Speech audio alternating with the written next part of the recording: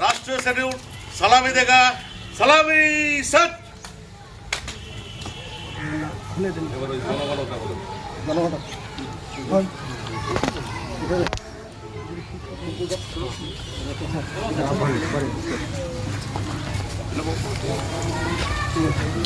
जनमन अधिनायक जय हे भारत भाग्य विधाता। पंजाब सिंध गुजरात मराठा द्राविड़ उत्कल गंगा हिंद हिमाचल यमुना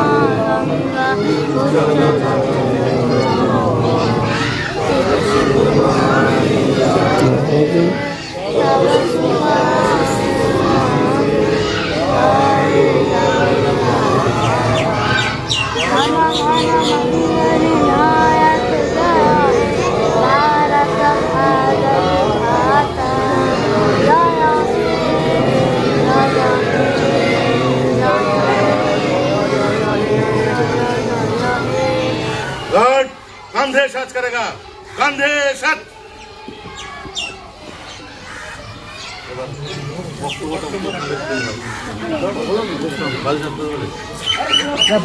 अस्सलाम वालेकुम। आज हम लोग यहाँ पर जमा हुए आज 26 जनवरी 1950 ईस्वी में हमको हमारा देश 15 अगस्त 1947 ईस्वी को आज़ाद हुआ था। लेकिन देश तो आज़ाद हुआ था, लेकिन हम लोगों का अपना कॉन्स्टिट्यूशन नहीं था। हम लोग हुकूमत नहीं कर सकते थे जो 26 जनवरी 1950 ईस्वी को लागू हुआ। ये संविधान जो बनाया गया ये तो 30 नवंबर 1949 ईस्वी को ही तैयार हो गया था, लेकिन इसको लागू किया गया 26 जनवरी 1950 ईस्वी को।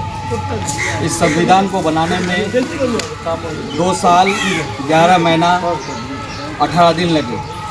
हमारा संविधान जो है जिसका वजन 13 किलो है, इसके पीछे कहानी है। कहानी ये है कि यहाँ पर अंग्रेज़ों का हुकूमत था हिंदुस्तान में। जो हमारे पूर्वजों ने जो हिंदुस्तान को आज़ाद करने के लिए लड़ा, जिसकी बिना पर 15 अगस्त 1947 ईस्वी को हिंदुस्तान आज़ाद हुआ। लेकिन हिंदुस्तान तो आज़ाद हुआ, लेकिन हमारा अपना आइन, अपना कॉन्स्टिट्यूशन नहीं बना। एक अंग्रेज़ ने कहा था हिंदुस्तान के बारे में कि you don't have the capacity to write your own constitution. मतलब ये कि तुम हिंदुस्तानियों को अपना कॉन्स्टिट्यूशन लिखने का कैपेसिटी नहीं है। उस वक्त मोतीलाल नेहरू ने कहा था कि shut up, we accept your challenge. और इसी वक्त एक 1928 ईस्वी में एक कमेटी बनाया गया जो नेहरू कमेटी का नाम दिया गया। लेकिन वो कमेटी को अंग्रेज लोग पत्ता नहीं दिया। फिर अंग्रेज लोगों को जब देखा 1919 ईस्वी में जब जलियांवाला बाग का ट्रेजेडी हुआ, जनरल डायर जो एक रूम में बंद करके जो लोगों को मारा, तो अंग्रेज़ों को लगा कि अब हिंदुस्तान में हम लोग ज़्यादा दिन तक हुकूमत नहीं कर सकते हैं। तो फिर उन्होंने एक साइमन कमीशन बनाया जो 3 फरवरी 1927 ईस्वी को हिंदुस्तान आया। लेकिन हिंदुस्तानियों ने उस साइमन कमीशन का बायकाट किया।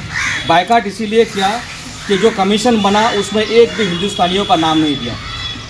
1927 ईस्वी में लाहौर में एक इजलास हुआ, कांग्रेस का एक इजलास हुआ, जिसमें go back slogan, Simon go back slogan का नारा दिया, जिसमें हमारे जो एक लीडर थे लाला लाजपत राय, उसमें मारा गया।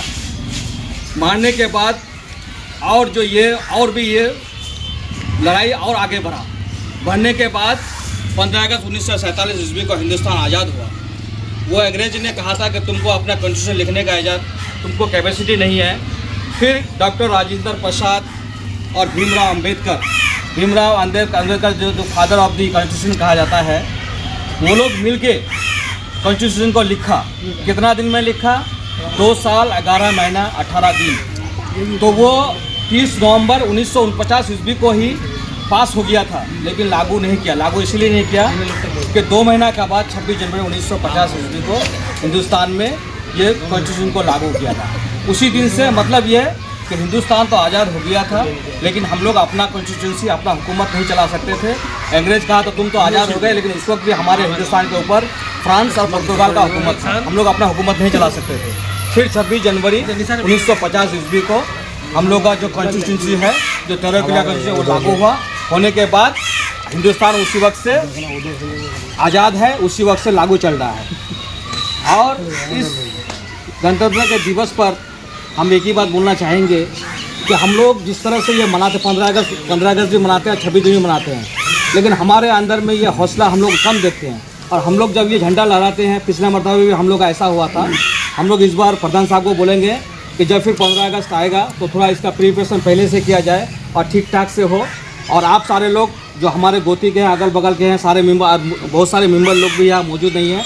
हालांकि हमको समझ में नहीं आ रहा है कि हिंदुस्तान ऐसे ही आज़ाद नहीं हुआ है, उसको आज़ाद करने के लिए बहुत सारी कुर्बानी दी है, लेकिन हम लोग घर से निकल के नहीं आते हैं। तो इसका हम लोग आइंदा इंशाल्लाह ख्याल रखेंगे। यही बात बोल के मैं अपनी बातों को ख़त्म करता हूँ। जय हिंद, वंदे मातरम। विश्राम।